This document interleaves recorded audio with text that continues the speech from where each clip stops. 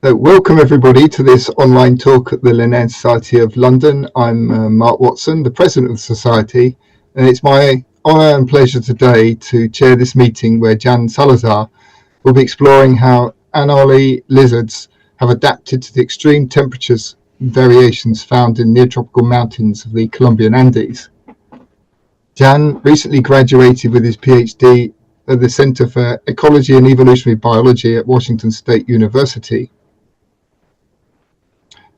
in St. Louis, Missouri, where his research integrated physiological experiments, field data, computational approaches to investigating thermal adaptations, niche evolution, and the impacts of climate on species distributions. Throughout this work, Jhan has shown that understanding of how species respond to elevation and elevation-related climate pressures provides key insights into biodiversity and evolutionary processes in these complex mountainous landscapes. Without further ado, I'll hand over to you, Jhan. Jhan's talk today is entitled Mountains, Lizards, and the Battle with Temperature. Thank you, Mark, for that introduction. And yes, I'm Jhan. I'm going to talk about today a little bit of what my PhD dissertation was. So let's go ahead. Everyone, do you hear me okay? Just to make sure. All right, great. So, but first I'm going to talk about, kind of tell you a little history about where I come from. So I was born and I grew up in Colombia. This is kind of the map of my city. So this is Colombia, and this is the city I grew up. This is Cali. So something cool about Cali is that we're a bit in between two mountains, the Andes mountains. In one side we have the Central Cordillera, and in the other side we have the Western Cordillera. And something that I always saw as I was growing up was how different these two Cordilleras were between each other. And once I was going up doing hiking in the mountain, how different the low side of the mountain is compared to the high side of them, or the side ends of the mountains. But it wasn't until I started college that I actually saw how different mountains are, in the low ends and the high elevation ends. So this is a picture of one of my trips as an undergrad, and I was captivated with this picture just to see how it changes and how can you see mountain after mountain after mountain in the view. So just kind of to tell you what mountains are. So they're like a natural elevation that rises in the earth's surface abruptly, and most geologists said that mountains can be as low as 300 meters.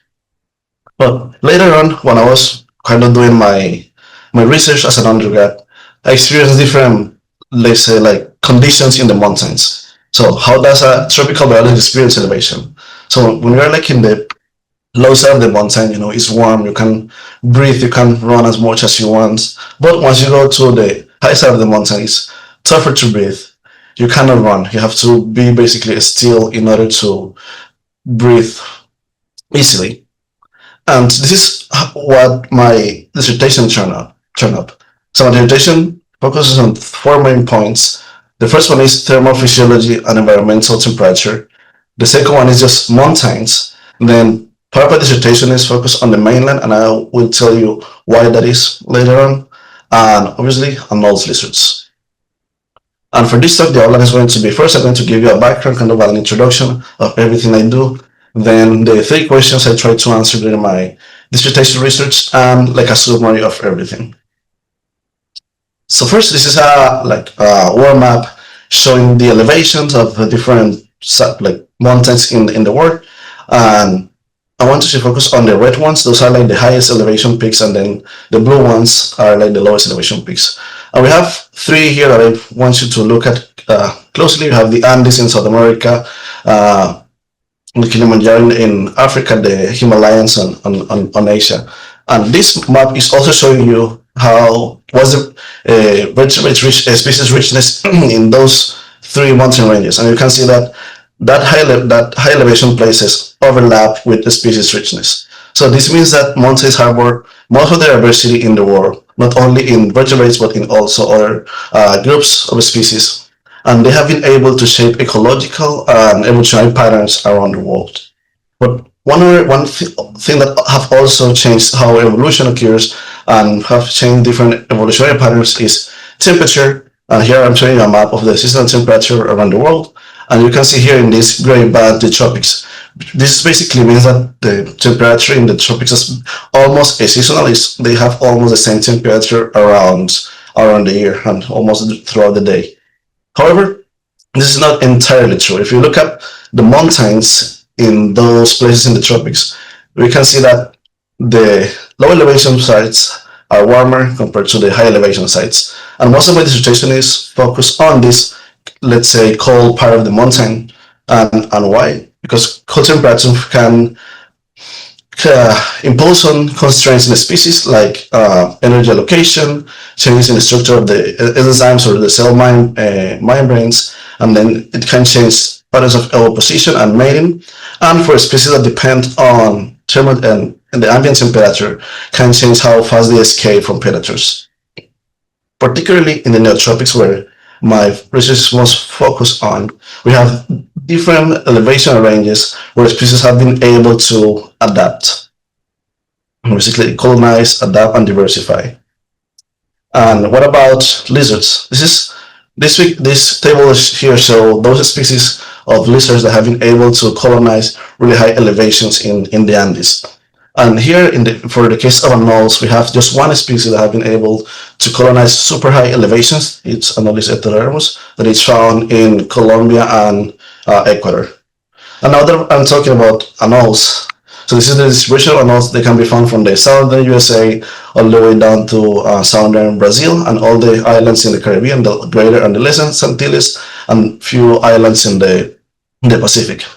Now, how can you distinguish this particular lizard group? Is with this dewlap, they have like a plaque-like appendix in the neck, so that's how you can see it or basically identify an anole. Now let's talk about lizards and temperature.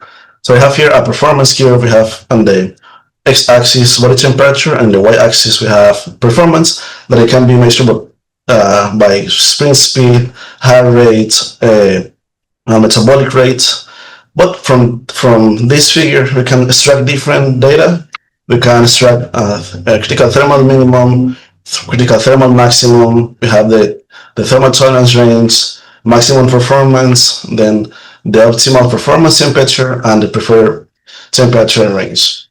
And from all these, I use only two of these measurements are the critical thermal limits, or CTM max, that means heat tolerance, or CTM, that means cold tolerance. And basically they are defined as the critical limits of temperature which a species loses its motor ability. One of my favorite studies that works on this is this one made by Munoz and colleagues in 2014, when they look at how critical thermal limits, both heat tolerance and cold tolerance, change with elevation in Hispaniola, basically in Dominican Republic. And they found really cool results. So they found this, and if you look closely, we can see that heat tolerance do not change along the elevation, but cold tolerance does. As you go up in elevation, cold tolerance decreases.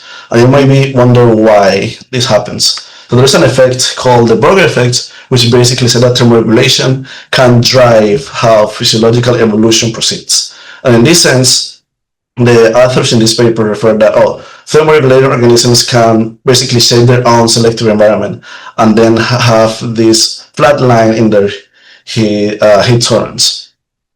The changing gears a little bit about mountains, that mountains have been unable to basically increase the species that in certain places, but one of the reasons why this happens is because of topographic complexity. And what this means, this is like the variation in elevation and the landscape features of the mountains that was resulted by the tectonic movement of the plates, and then the uplift of those same mountains. And there have been just one study that haven't been published yet, in which the authors wanted to see how diversification rate or speciation rate changes with topographic complexity. And they did this for amphibians families. You expect that those places that have higher topographic complexity, so they have they must have different features where species can basically colonize and diversify, have higher topographic complexity, and therefore a higher speciation rate. So this is what they found in their study, that basically as topographic complexity increases, the mean speciation rate of those amphibian families also increases. And something, a video that I really like to show to demonstrate how complex mountains are is this one right here. This wasn't in Colombia, it was in Peru. But I want to show you how different the mountains are, all the peaks and valleys that we can see. So in these different valleys and peaks are where species are be able to basically diversify. So another feature or factor that also shape speciation and evolution in lizards and several other groups is past climatic change. And I show you this same figure before, just showing you the seasonal temperature range in throughout the world, and then the gray band is just only for the tropics. There's something called past climatic change velocity, which is basically the measurement of how much or the velocity of the shift between local temperatures in both precipitation and temperature in the last 3 million years. And then in that same study that I told you, they also did this. We wanted to look at how climatic velocity change. How speciation rate changes with climatic velocity. I would expect that those places that have lower climatic velocity, since this like the environment is more stable, the temperature is more stable, we expect to have higher speciation rates compared to those that have like higher climatic velocity. And they did not find that. They found the completely opposite. But this is kind of to show you how that evolution does not always proceed in the way we expect. And now, again, I'm going to change gears just to kind of tell you why I'm working on anole lizards in the mainland particularly. So there are more species in the mainland compared to the Caribbean, where most of the studies of anoles have been done, and in all of them, like Central, South, and North America. We have almost 2,000 species in the mainland, a little under that in the Caribbean. And something that I want you to mention here is that Colombia is the country that has the most species of anole. We have 70 species described. And you might wonder why we don't know that much about the anoles in South America or in the mainland. It's because they are super hard to find compared to the Caribbean. They're like more skittish, they hide super quickly, and they're like super small and everything. They're mostly green, and they're basically really hard to find in the forest. And this is kind of a piece that Jonathan Lossos, my advisor, wrote a few years ago, kind of saying like, we need to learn, or we need to study the evolution of mainland anoles, because we don't really know what is happening there. We know that they differ, or the evolution patterns in between the island species and the mainland species are different, but we don't know to what extent. So I wanted to contribute to this gap in knowledge in anoles, and obviously in evolution. So for this, I have 3 big questions. The first one is how thermal levels vary with elevation within and among species of anoles, and then have anoles evolve to colonize mountains or to occupy mountains multiple times across their phylogeny. And the last one is which factors influence speciation rates in anoles. So let's go to the first question for this one. So I went to 5 different places or sites in Colombia. I went to places that were as low as 100 meters and as high as 3,000 meters. So I went here. So we spent there like almost 7 months throughout the span of 2 years. We went to 5 different localities. We captured almost 400 individuals and from team species. And you might think that this is a little number, like small number, like almost 400, but that was a ton of work. There were a lot of sleepless nights. So, and something cool about doing research, or at least doing field work, is that you can teach the next generation of scientists how to basically do science in the field. And obviously the views that we saw there. So we spent most of our trips, or like our sampling, were in the night, but sometimes we went to the day to go to the place, and then once night we just go back to the field site just to just looking for anoles in the meantime. Since I was this was when I was an undergrad, I took almost all this data as an undergrad. So I have to take classes and go to the field almost every week or almost 1 month. So sometimes I was so tired that I fell asleep in my field sites.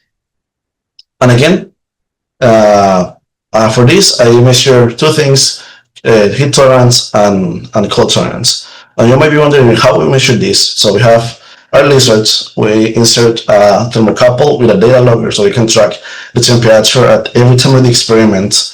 So we put a lizard like in a container, and then we either decrease the temperature 1 degree per minute or increase the temperature 1 degree per minute. And for the decreasing temperature, we use like a small fridge. And for the increasing temperature, heat tolerance, we use a heat lamp.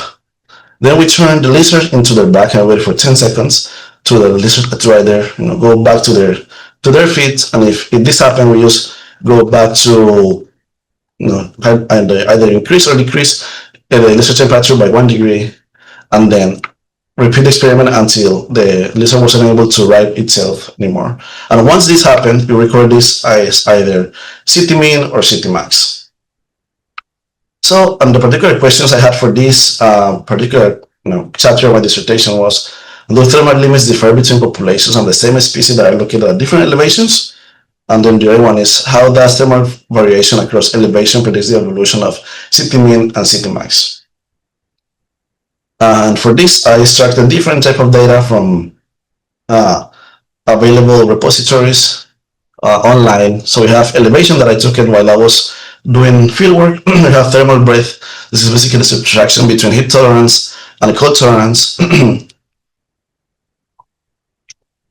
we extracted microclimatic data for niche mapper, and then microclimatic data for workline. I'm just going to focus here in two of these data, is like workline data and the elevation. And in the case of workline data, only temperature. We can also see precipitation with those data, but I'm going to focus only on temperature. And kind of a little history about Andean anoles.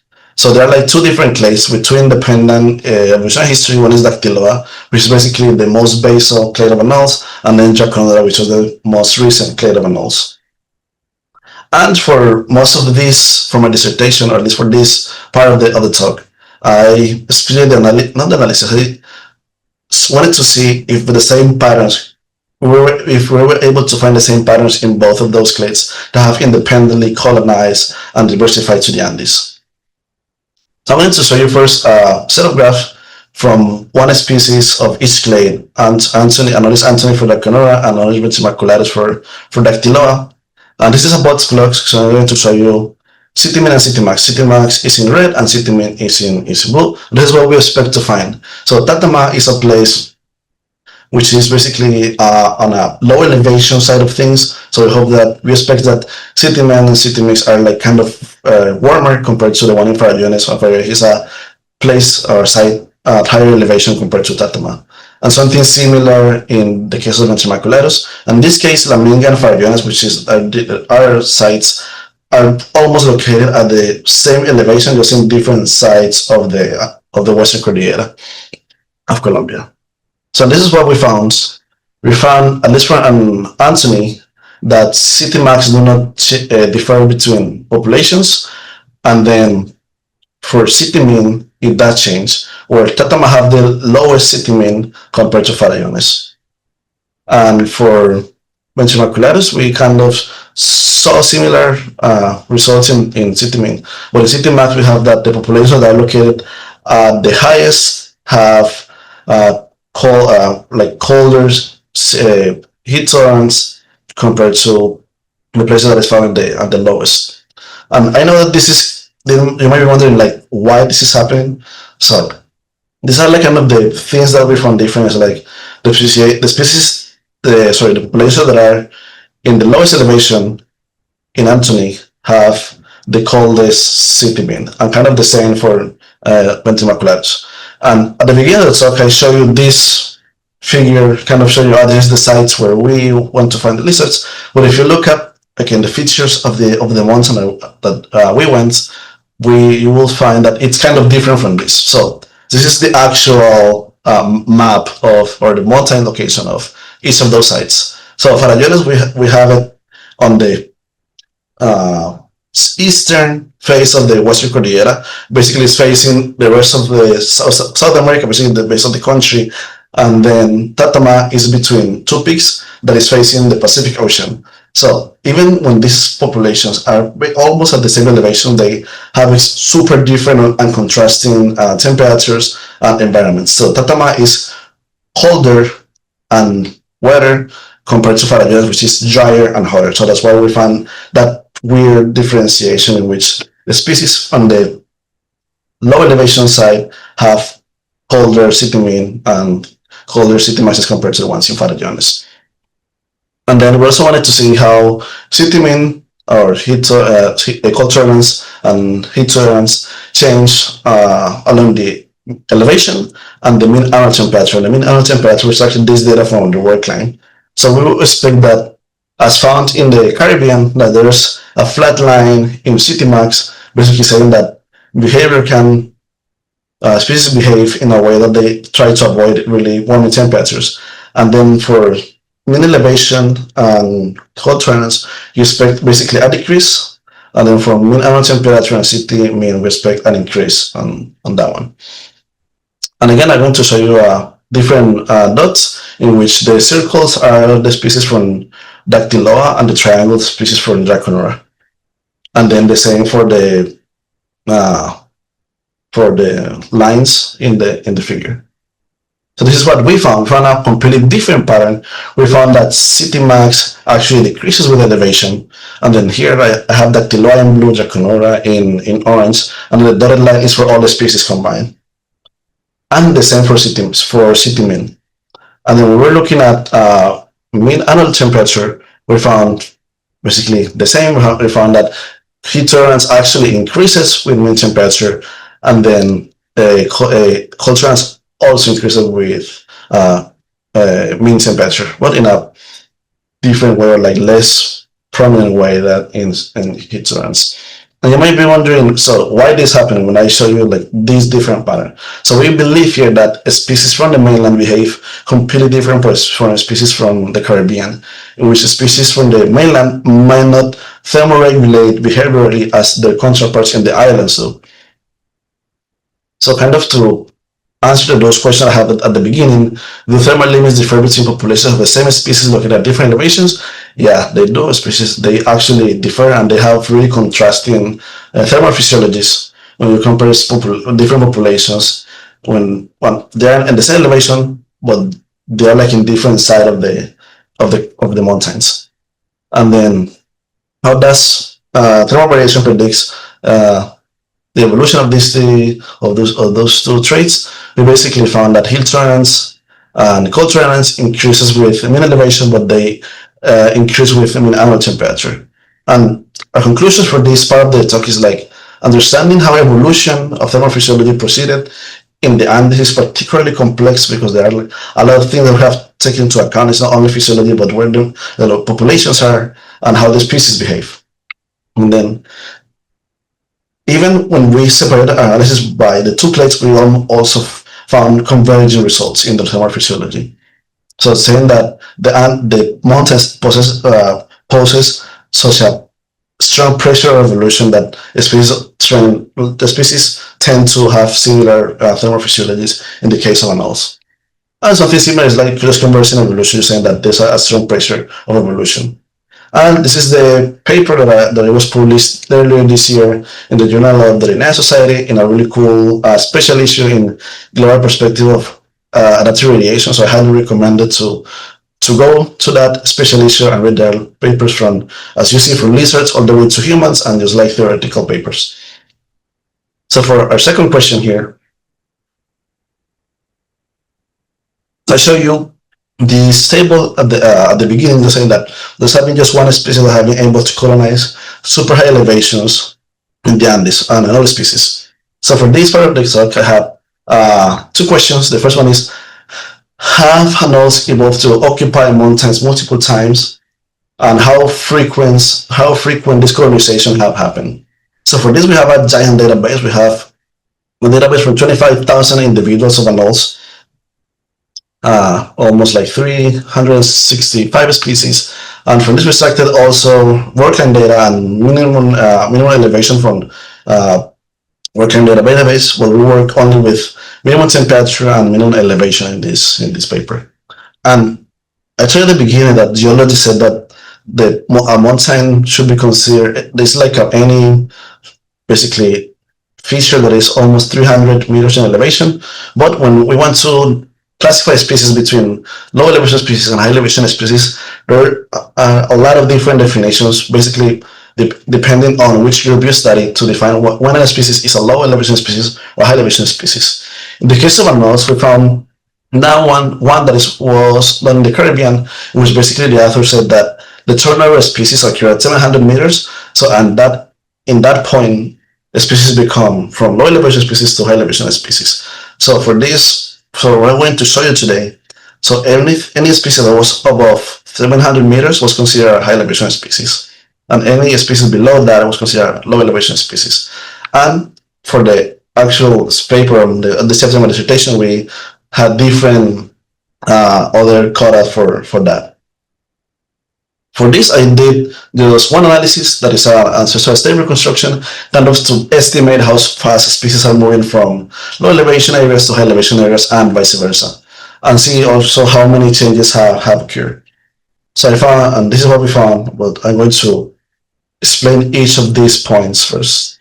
So this is basically a tree showing you the different clades of anole. There are 5 clades, and then in each of the dots on the front of each of the branches of the tree, we have gray dots or blue dots. The gray dots means a species from low elevation sites, and then the blue dots species from high elevation sites. And this is just showing you the mean temperature of the coldest month. You can see there's a lot of variation in both in lowland species and highland species. And this one is basically the same tree, just in a different visualization. This is a fan instead, and in this case I'm just showing you the species that are in the lowlands. Anything that has a green dot is a species from the lowlands. Once we started doing the analysis and started reconstruction, we found that there has been at least 35 independent colonizations to high elevation areas. Basically, species have moved 35 times from low elevation sites to high elevation sites in the mountains. And the opposite, they went from high elevation sites to low elevation sites, have occurred at least 10 times in this particular group of lizards. And the frequency, we found that this colorization to mountains is more frequent than the opposite. And again, you can also see this figure now with different eyes. So basically, to answer the 2 questions I showed you at the beginning, have anoles evolved to colonize or to occupy mountains multiple times across the phylogeneity? Yes, they have. They have almost colonized every single mountain range in the Caribbean and in South and Central America. And then, is this colonization, how frequent this have occurred? Yeah, there is the colonization from low elevation sites to high elevation sites is more frequent than the opposite. And sort of a conclusion here is that the transitions, again, like the transitions from low to high have occurred multiple times in the Central, South, and the Caribbean. And then something that I don't show here, but because it's one of the highest cutoff, is that that frequency of colonization is again like super high, more frequently from lowland to highland, and the opposite. And there are like 2 species that have been able to live in really high elevation. Is Anolis enterodermus, the one that I showed in the beginning of the table, with the table, and then in Dranebo. Both of these species live in places at higher than 3,000 meters of elevation, which is super strange for a species that are just few centimeters long. And then for my last question, when I was writing the last chapter, one of my co-authors said to me, asked me a question like, is it worth thinking which processes have basically contributed to speciation in anoles? Like basically, is anything that is contributing to high speciation rates in high elevation mountains? But and I started thinking, this is a good question. But we needed to first think if actually any factor was affecting speciation rate overall, not only in the mountain species. So for this, I have 2 questions. first had the transition from to high elevation habitats increase speciation rates in anoles, in the group, not only the high elevation species. And then what factors have shaped, if any, what factors have shaped the speciation rate in the tropical mountains? And again, I have the same database, and for this I have some two factors that I basically tell you at the beginning. That is topographic complexity, which is basically the features of the mountain, and then the past climatic change, that is basically the change in temperature and precipitation in the last 3 million years. And for this, I have two different analyses. I have a geohistory, basically to estimate the diversification parameters for specific regions. In this case, our regions are low elevation and high elevation places. And then and the MCCGLM, just to see the relationship between topographic complexity, climatic velocity, elevation, and diversification rates. So just to show you like our first result here, these are the geohistory results. Here they are. So from this tree we can extract a lot of data. So I'm going to walk you to each of those data that we can extract from here. So we have first the inside of the branches. So we have the inside of the branches have one color, and the exterior of the branches have another color. In the inside we have a black, gray, and orange. So the black means for species that are high elevation species, the gray is for low elevation species, and the orange is for widespread species. And then we have the outside of the branch. The branch can be either red or green. The red ones means that particular branch or section of the branch have a high speciation rate, while the green represents low speciation rates.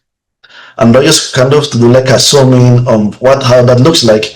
Here we have this part of the tree, and we can see here that basically like in the end of the branch, or like the tip of the branches, basically we show that independently, if you're a low elevation species or high elevation species, you have low speciation rate. It's only when the branch in a node is splitting in two groups that have different species, basically mean that a group of species is for low elevation or a group of species for high elevations, when we found that super high speciation rates.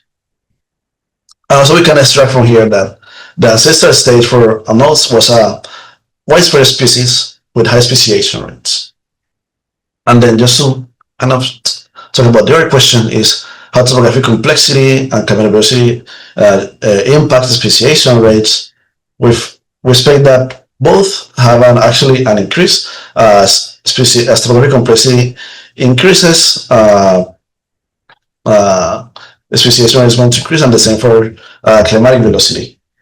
And for this, I have different resolutions. And what I mean different resolutions is that you can extract data from this particular database using satellites, and basically depending on how deep the satellite is going, you can have resolution for 1 kilometer. That means the pixel was taking like 1 kilometer, like from the ground up, and then 250 meters, and then 90 meters resolution. And this is only for topographic complexity. So we found that there are no significant results when you use the whole anole tree, and the same for climatic velocity and speciation rate. So we did not find that topographic complexity, elevation, or climatic velocity is influencing the speciation rate. And then I told at the beginning that there are 5 different clades in anoles, and then we ran this analysis independently for each of the clades, just to see if we might have been able to find any signal of this in any of the clades. And we did find something in Jhan clade, which is the youngest clade of anoles. Basically, this clade have like a 20 million years of evolutionary history, sort of. So we did find that there's an increase in speciation rates as topographic complexity increases. So we did find this is positive results here.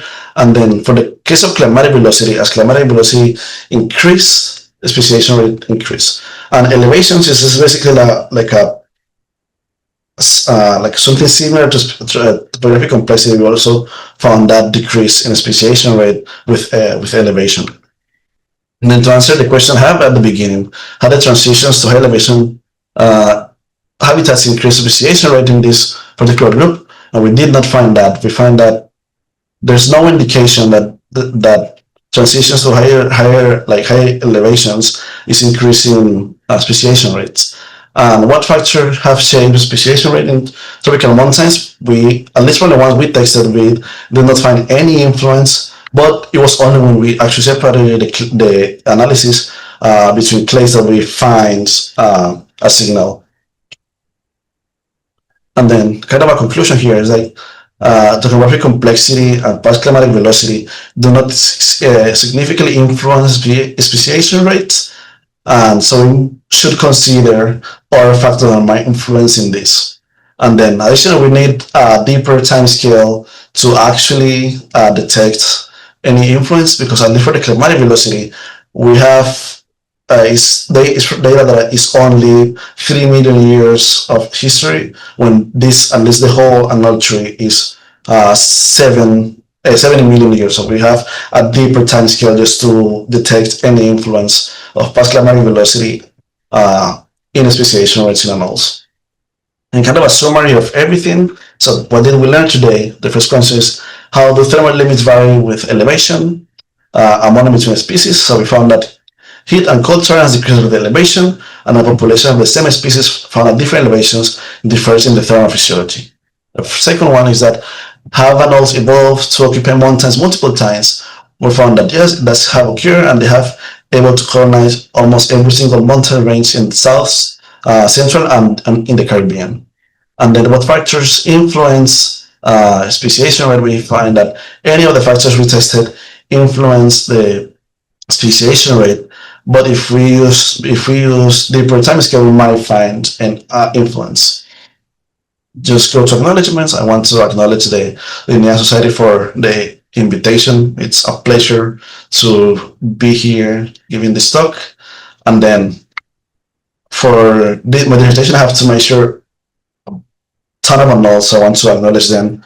I want to thank them for letting me use them for my dissertation. And I want to thank all my mentors, all the institutions at the university that contributed to this dissertation, and then all the people that went with me to the field for several months just to capture and measure anoles. And then thank you. And all of the papers that are published, you can find them in this QR code, and then once each of them is being published, I'm going to add them there. And all the pictures that I showed in this presentation, I took them, so you can find them in the other QR code. Thank you. Just share my screen here. Thank you very much, Jhan. That was a fascinating, really fascinating and engaging presentation, and a really in-depth study. You've gone into great detail there. And it's fantastic to see the field work that you did, interacting with your modelling and your phylogenetic work as well. It's really good to see. There's a few questions in the chat, but in the questions and answers chat box. So please, if anybody has any more questions, please put them in there. I had a question which was on the species diversity. In my experience, I do work a lot in the Himalaya region, and seeing a lot of what you say about the changes in elevation ring very true there. In the Himalaya, the greatest biodiversity is in the mid-hills rather than the higher or the lower elevations. Is that the same in the Colombian Andes? Do you get more species diversity in the mid-hills? And I think there have been studies that have looked at that, and I think it's also true. At least in the case of anoles, I think I would say the same, because we have like those species in the low elevations that have been able to go a little bit up in the mountains, and those that are like super high elevation that do better in basically in the lower side. So I would say that yes, but at least in the case of anoles, no one has done an actual study to do that. I know that for other groups, especially plants, they have, so they did find what you also found. But yeah, for anoles in particularly, no one have done that, at least in the Andes, in the Colombian Andes. And the other thought I had was, in your studies, you've shown that it's more common for cold tolerant species to develop warm tolerance. They go down the mountains rather than going up the mountains. And has that got some consequences with environmental change? Are lizards going to find it more difficult to adapt to a warming climate? Yeah, I think this is something that we working on with another person, Don Miles. So we're trying to, because again, like the thing about the Andes, especially the Colombian Andes, they're like really understudy, and then the anoles.